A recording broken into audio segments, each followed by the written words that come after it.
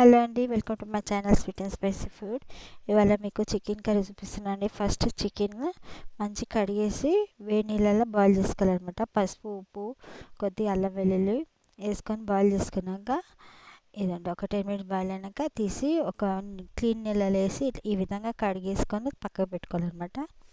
తాలింపుకండి ఇది ధనియాలు, ఇంకా జీలకర్ర పొడి, ఇదండి లవంగ, పట్ట, కొంచెం పువ్వు, సాజీర, ఇలాచి, ఇవన్నీ మనం తగినంత నూనె వేసుకొని ఈ విధంగా తాలింపు పెట్టుకోవాలన్నమాట.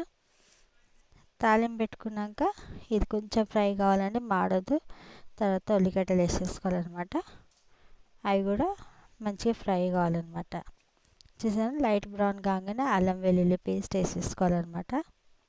ఇదండి మంచిగా అల్లం వెల్లుల్లి పేస్ట్ వేసుకొని అల్లం వెల్లుల్లి పేస్ట్ కూడా మంచి ఫ్రై అయిపోయినాక కొద్దిగా అంతా ఉప్పు వేసుకోవాలన్నమాట. చికెన్లో కొద్దిగా ఉప్పు వేసుకున్నాం కదండి, దీంట్లో కొద్దిగా ఉప్పు వేసుకొని పసుపు వేసుకొని కలుపుకోవాలన్నమాట. చూసారా, అంతే అండి, సింపుల్గా కానీ చాలా టేస్టీగా చికెన్ కర్రీ చాలా మంచి కుదిరింది. ఇదంతా తగినంత కారం వేసేసినాను అనమాట. ఇదండి ఇది సిమ్ పైన పెట్టుకొని ఫ్రై చేసుకోవాలన్నమాట, లేకుంటే మసాలా మాడిపోతుంది. అది కారం వేసినాక ఇదండి చికెన్ కూడా వేసుకొని మంచి ఫ్రై చేయాలండి. ఇది బర్డ్ ఫ్లూ వచ్చింది కాబట్టి ఈ విధంగా చేస్తున్నాను అనమాట. ఫస్ట్ బాయిల్ చేసి ఈ విధంగా చేస్తున్నాను. ఇదంతా అయినంత పెరిగేసినాను అనమాట.